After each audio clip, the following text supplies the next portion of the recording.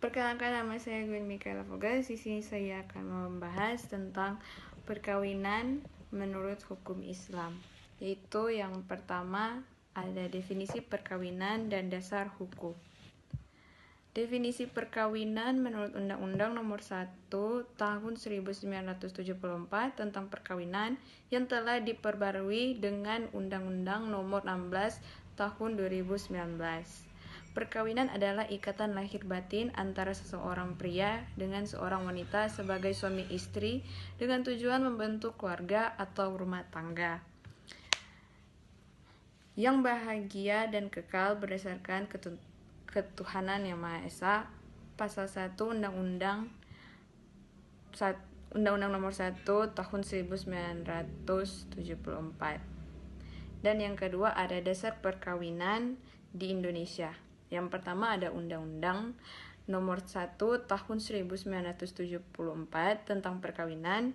Dan yang kedua ada Undang-Undang Nomor 16 2019 perubahan atas Undang-Undang Nomor 1 1974 yang mengatur batas usia minimum perkawinan menjadi 19 tahun bagi laki-laki dan perempuan.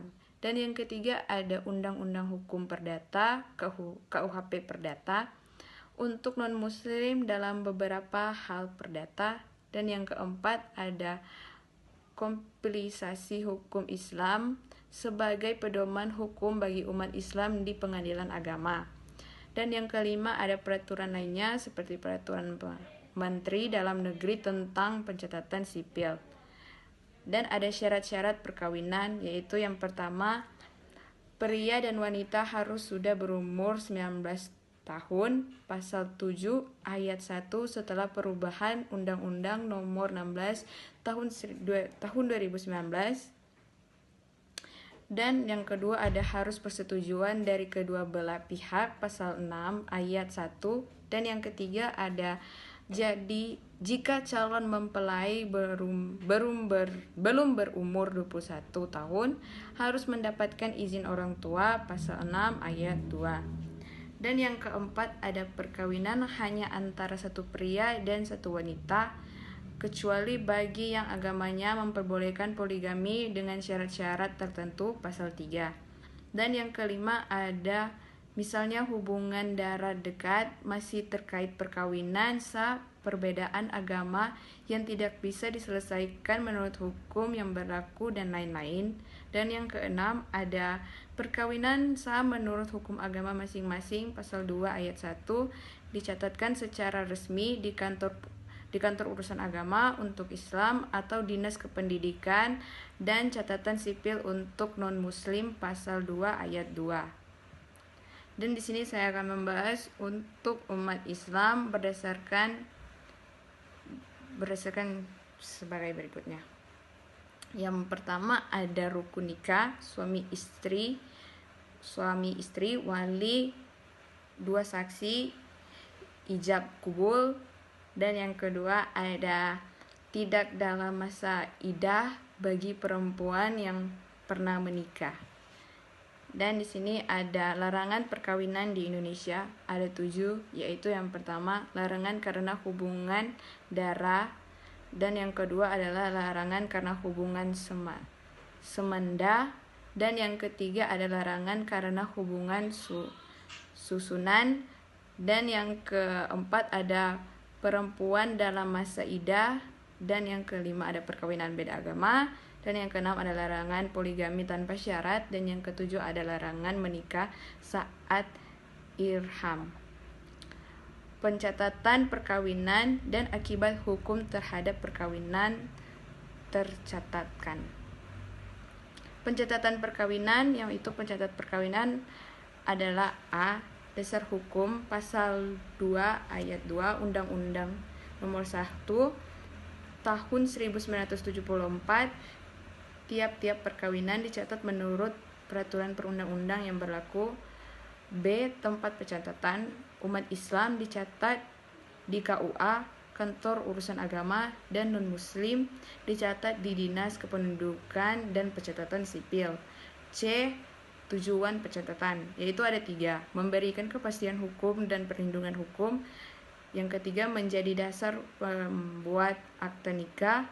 Dan yang ketiga dibutuhkan untuk pengurusan hak-hak sipil seperti kartu keluarga, akte kelahiran anak, warisan, dan lain-lain. Dan akibat hukum perkawinan yang tidak tercatat, yaitu A. Status hukum tidak jelas, yaitu tidak dianggap sebagai perkawinan sah secara hukum negara. Dan yang kedua tidak memiliki akte nikah resmi. Dan yang kedua yang dilahirkan. Yang pertama, anak tetap diakui dan dilindungi, namun status secara hukum adalah anak di luar perkawinan, tidak dapat ada pembuktian hubungan dengan ayah biologis. Dan yang kedua ada dapat mempersulit pembuatan akte kelahiran atau status waris. Yang ketiga ada C. Mendapat perubahan perlindungan hukum. Istri dan anak tidak bisa menuntut nafkah, harta bersama, maupun warisan jika terjadi perceraian atau kematian suami. Yang kedua ada terjadi perceraian atau kematian suami. Tidak ada hak perdata seperti dalam perkawinan yang sah menurut. Yang terakhir ada tidak bisa mengurus administrasi kependudukan. Yang pertama, sulit membuat KK, akte kelahiran anak, paspor anak, dan dokumen hukum lainnya. Dan akibat hukum terhadap perkawinan yang tercatat, yaitu yang pertama, status hukum suami istri sah. Pasangan suami istri memiliki status hukum yang diakui oleh negara.